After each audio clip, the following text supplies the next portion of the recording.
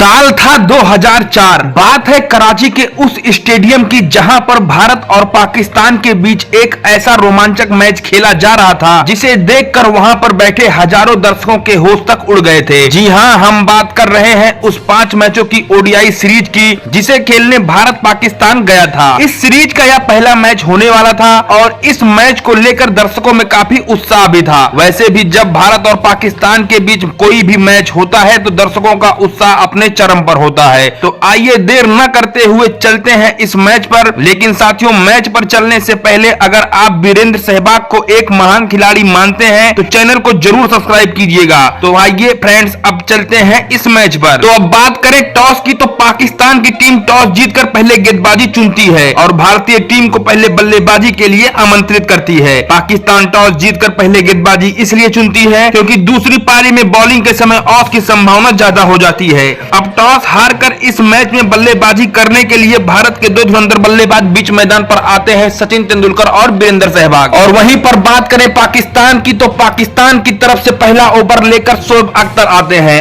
और ये पहला ओवर काफी ज्यादा रोमांचक होता है। जी हां दोस्तों, पहले ओवर में ही शोएब अख्तर 2 नो बॉल और 2 वाइड बॉल फेंकते हैं। और आपको बताते चलें कि ये वही मैच था जिस मैच में जब शोएब अख्तर ने सचिन तेंदुलकर को चैलेंज किया था, तब सचिन तेंदुलकर और वीरेंद्र सहवाग ने मिलकर पूरी पाकिस्तान की धज्जियां उड़ा दी थी। जी हां, सचिन और सहवाग की जबरदस्त बैटिंग के चलते छठे ओवर में ही भारत 50 रन के स्कोर को पार कर जाता है और देखते ही देखते इन दोनों के बीच में 69 रनों की साझेदारी भी हो जाती है। लेकिन 9वें ओवर की लास्ट गेंद पर पाकिस्तान के लिए राहत की खबर आती है जब शोएब अख्तर सचिन तेंदुलकर को आउट करके भारत को पहला झटका देते हैं। जी हां, 69 रन के स्कोर पर सचिन तेंदुलकर के रूप में भारतीय टीम को पहला झटका लग जाता है। लेकिन शोएब अख्तर की गेंद पर सचिन तेंदुलकर के द्वारा पॉइंट के ऊपर से लगाया गया छक्का पूरे इतिहास के पन्नों में दर्ज हो जाता है। अब पहला विकेट गिर जाने के बाद वीरेंद्र सहवाग का साथ देने के लिए बीच मैदान पर आते हैं भारतीय कप्तान सौरव गांगुली। सौरव गांगुली के आते ही वीरेंद्र सहवाग पूरी तरीके से अपनी तूफानी फॉर्म में आ जाते हैं। जी हां दोस्तों, देखते ही देखते सौरव गांगुली और वीरेंद्र सहवाग के बीच मात्र 31 गेंदों पर 73 रनों की पार्टनरशिप हो जाती है। जी हां साथियों, हम बात कर रहे हैं 2004 की। 2004 में 31 गेंदों पर 73 रनों की जबरदस्त पार्टनरशिप होती है वीरेंद्र सहवाग और सौरव गांगुली के बीच में, वो भी पाकिस्तानी पेसर्स के सामने, वो भी पाकिस्तान में जाकर। ऐसा प्रतीत हो रहा था कि मानो वीरेंद्र सहवाग ने सर्जिकल स्ट्राइक ही कर दी हो। जो लोग कहते हैं कि वीरेंद्र सहवाग क्या खेलते थे, वो इस मैच को गूगल पे जाकर सर्च कर सकते हैं। 5 मैचों की ओडीआई सीरीज खेलने के लिए भारत पाकिस्तान में गया था। ये इस सीरीज का पहला मैच था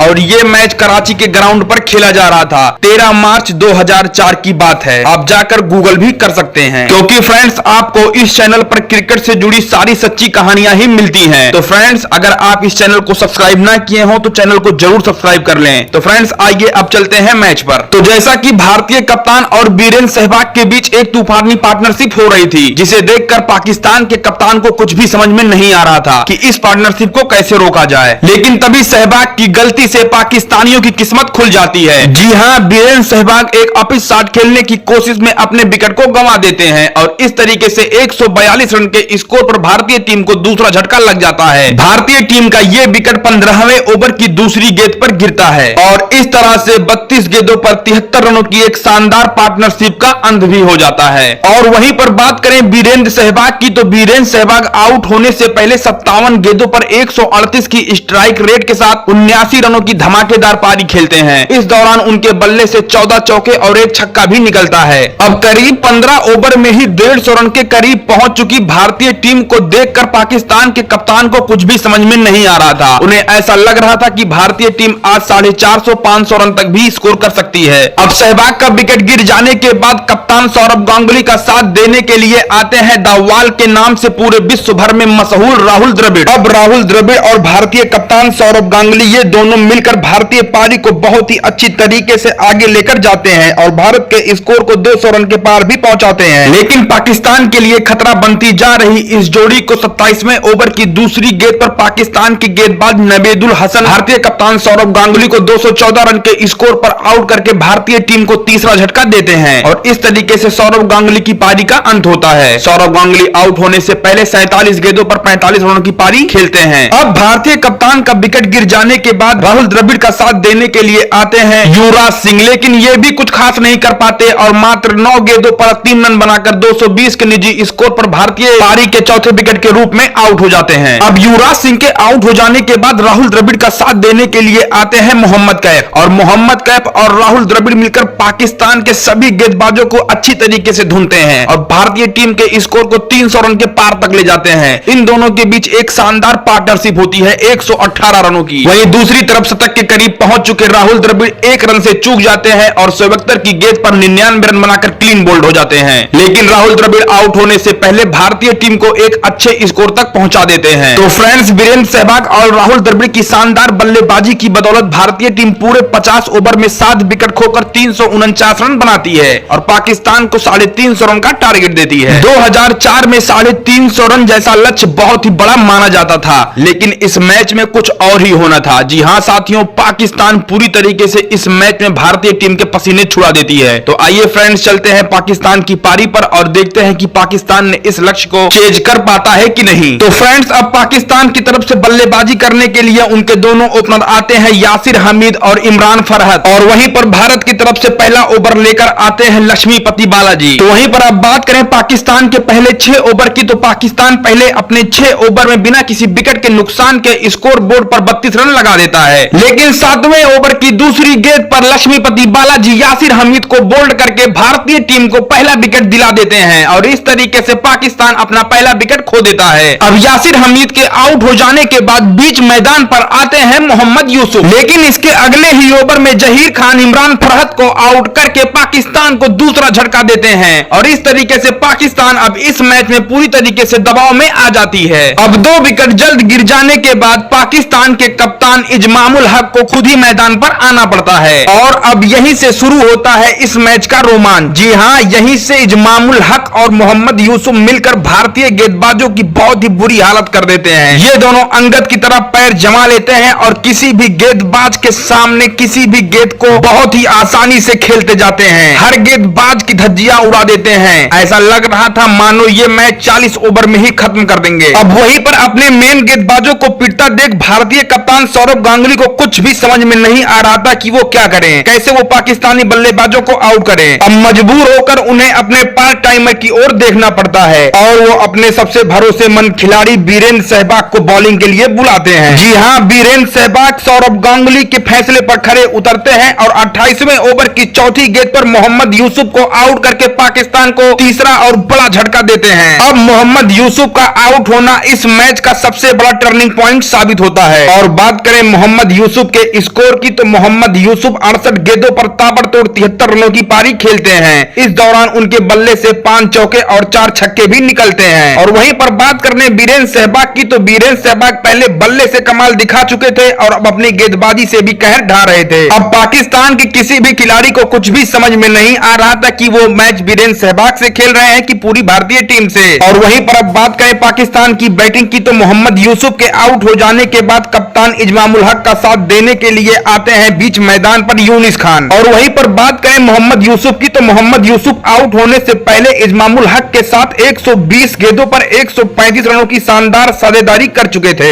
और यही वजह था कि पाकिस्तान अभी भी इस मैच में बना हुआ था। जी हां, इसके बाद इजमामुल हक यूनिस खान के साथ मिलकर मात्र 87 गेंदों पर ताबड़तोड़ 109 रनों की पार्टनरशिप करके भारत को इस मैच से बाहर कर दिया था और देखते ही देखते पाकिस्तान इस मैच में जीत के बिल्कुल करीब आ चुका था। और अब पाकिस्तान को इस मैच में जीत के लिए 8 ओवर में 72 रनों की सिर्फ जरूरत थी और उसके पास अभी भी 7 विकेट शेष था। लेकिन 43वें ओवर की पहली गेंद पर मुरली कार्तिक कप्तान इजमामुल हक को आउट करके भारतीय टीम को चौथी सफलता दिलाते हैं और भारत की इस मैच में वापसी कराते हैं। इजमामुल हक आउट होने से पहले 102 गेंदों पर 122 रनों की ताबड़तोड़ पारी खेलते हैं और इजमामुल हक के आउट होते ही पूरी पाकिस्तान की टीम लड़खड़ा जाती है और अपने 50 ओवर में 8 विकेट खोकर 344 रन ही बना पाती है और इस तरीके से भारतीय टीम इस रोमांचक मैच में 5 रनों से जीत दर्ज करती है। तो फ्रेंड्स, वीरेंद्र सहवाग के ऑलराउंडर प्रदर्शन और भारत की इस जीत पर आप लोग क्या कहना चाहेंगे, अपनी राय कमेंट बॉक्स में जरूर रखें। और फ्रेंड्स, अगर ये वीडियो और जानकारी अच्छी लगी हो तो वीडियो को ज्यादा से ज्यादा लाइक और शेयर शेयर करें और साथ में चैनल पर नए हो तो चैनल को भी सब्सक्राइब करें। और हाँ फ्रेंड्स, अगर आप ये वीडियो फेसबुक पेज पर देख रहे हो तो पेज को भी फॉलो करें। तो फ्रेंड्स, मिलते हैं बहुत जल्द एक ऐसे ही रोमांचक मैच के साथ। तब तक के लिए नमस्कार, जय हिंद, जय भारत, वंदे मातरम।